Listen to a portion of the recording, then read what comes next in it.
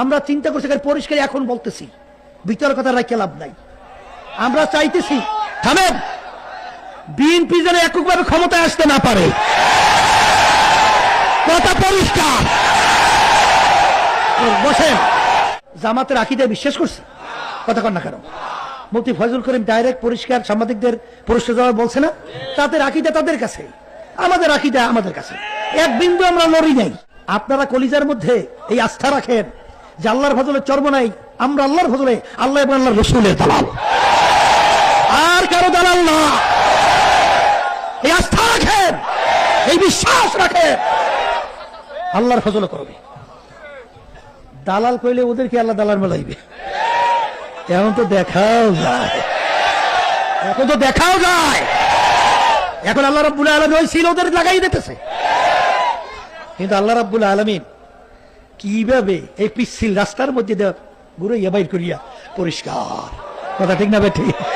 তাই যেই কথা বলতে চাইছিলাম, এটা একটা কাঁটাযুক্ত পথ না? সংক্ষেপে বলি, রাত্রে বেশি হয়ে যাবে, সময় বেশি হয়ে যাবে, সংক্ষেপে কিছু বলা তো লাগে, আপনারা নাহলে বুঝবেন কেমনে। শোনেন, এই যে এই কিছুদিন আগে 5ই আগস্ট, জুলাইয়ের কিছুদিন আগে বিএনপির সঙ্গে আমাদের অনেক খাতির না, ওরে খাতির। হ্যাঁ, বড় বড় নেতারা কথা বলতে থাকে, আমি বলি, এরা আবার ফেলান করে, আমি আবার ফেলান করি, কায়দা কত বুঝলেন? খাতির আর খাতির। আমাদের অফিসে আছে, আমি আবার টুপি পরাইয়ে দেই, আবার আমার একসঙ্গে নামাজ পড়ে। আমি কইলে নামাজ টামাজ পড়েন তো ঠিক মতো?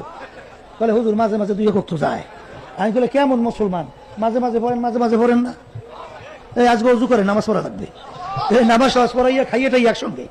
এইবার গেল, এই অসুস্থ, ওখানে একজন রোগী স্বেচ্ছাসেবক, যাও তো মেডিকেল নিয়ে যাও।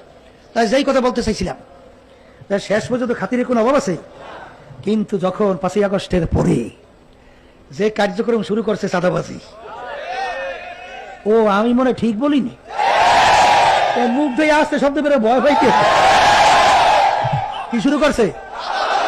চাঁদাবাজি, স্টেশন দখল, এই বিভিন্ন ঘাট দখল, এমনকি একটা পানের বিক্রেতা, কি করে পানের দোকানদার, ওই চাঁদার আওতার থেকে মুক্ত হয় নাই। আমি ওই কুমিল্লা যাইতে আছি, রাস্তার পাশে রহমতপুরীর বাসায় রাত্রে রয়েছে, বলছেন রহমতপুরি হুজুরে চেনেন না?